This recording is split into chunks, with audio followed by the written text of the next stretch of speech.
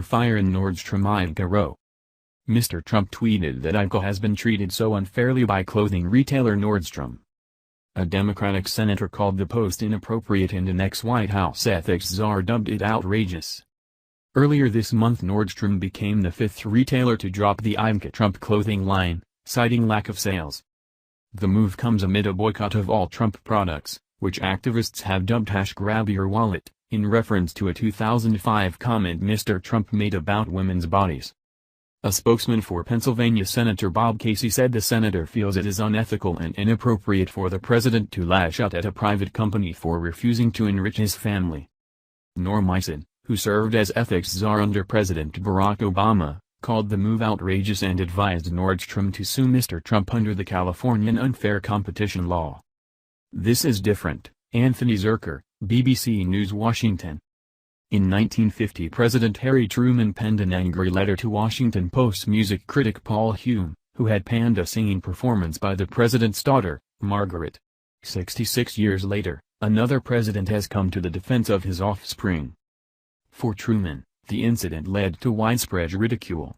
Donald Trump's Twitter attack on Nordstrom may have graver consequences, however, calling into question the appropriateness of a president using his public megaphone not just to protect a daughter's honor, but to advance the family's business interests as well.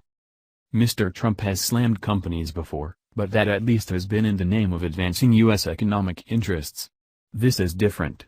This is personal. Ethics experts have warned that Mr. Trump's assurances of a firewall between his presidency and his family's financial concerns was insufficient.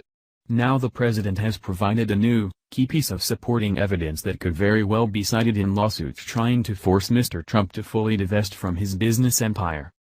The irony is that Mr. Trump's efforts may backfire.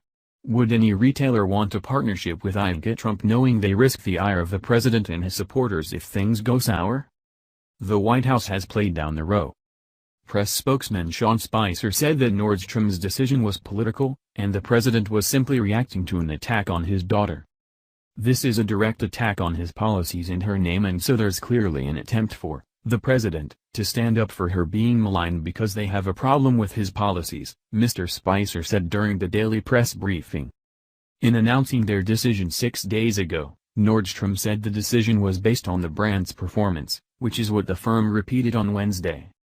Sales of the brand have steadily declined to the point where it didn't make good business sense for us to continue with the line for now, the company said in a statement, adding that IVanka Trump was personally informed of the decision in early January.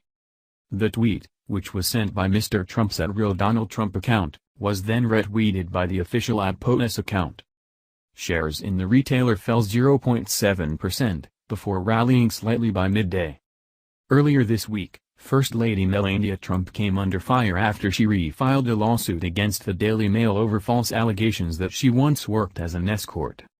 Her lawyers accused the news website of trying to deny her a once-in-a-lifetime opportunity to profit from her position as one of the most photographed women in the world.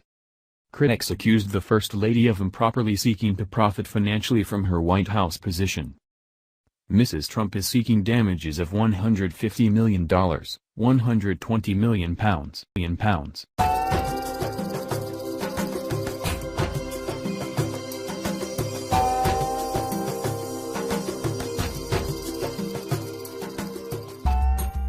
Dropped Ivanka Trump's product line today, and Donald Trump, President Donald Trump, tweeted out @RealDonaldTrump and, through his POTUS account, the official White House president's account, something along the lines of Nordstrom dropped my daughter's product line because of political beliefs. They're trying to punish her, political retribution for my policies, my immigration order, my executive order.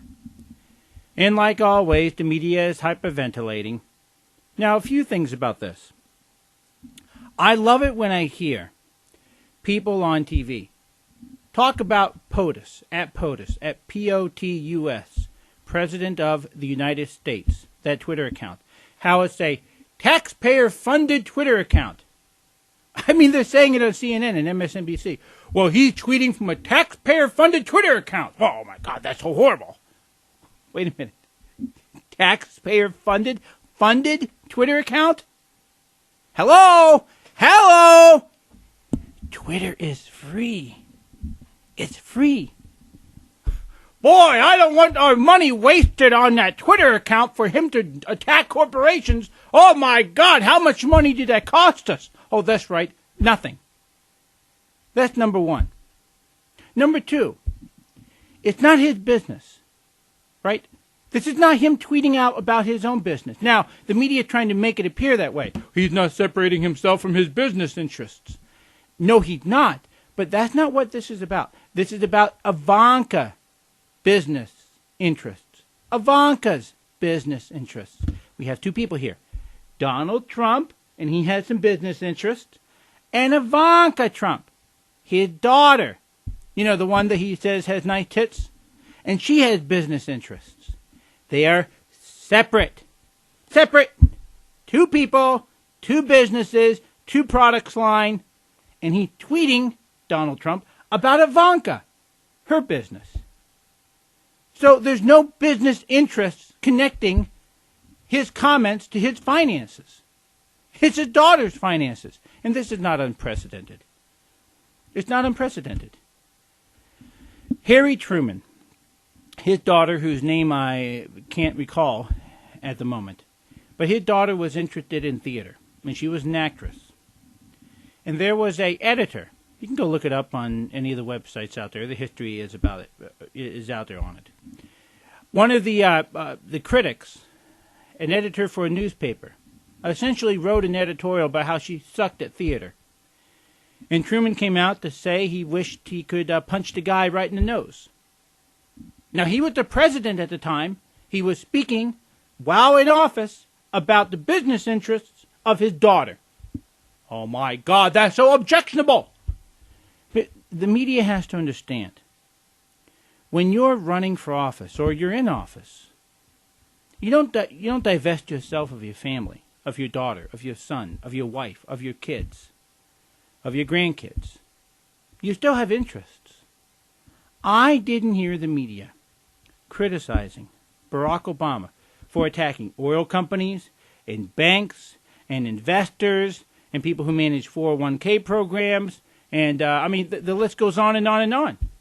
Fast food restaurants, on down the line.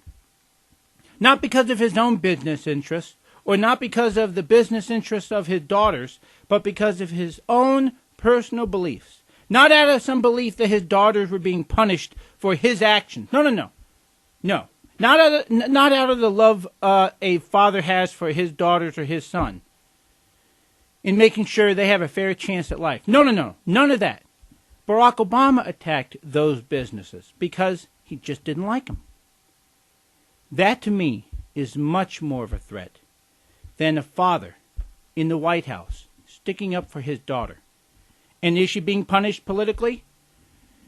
Is this political retribution for her father's position? I have no idea.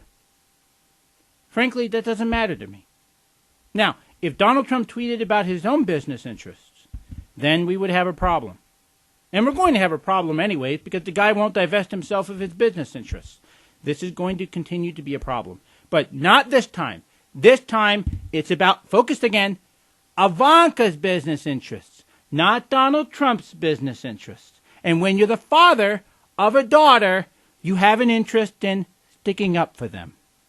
I'm sorry that Wolf Blitzer and Jake Tapper and Don Lennon, the racial race baiter on CNN, and all the people on MSNBC, and Juan Williams, for that matter, don't understand that proposition.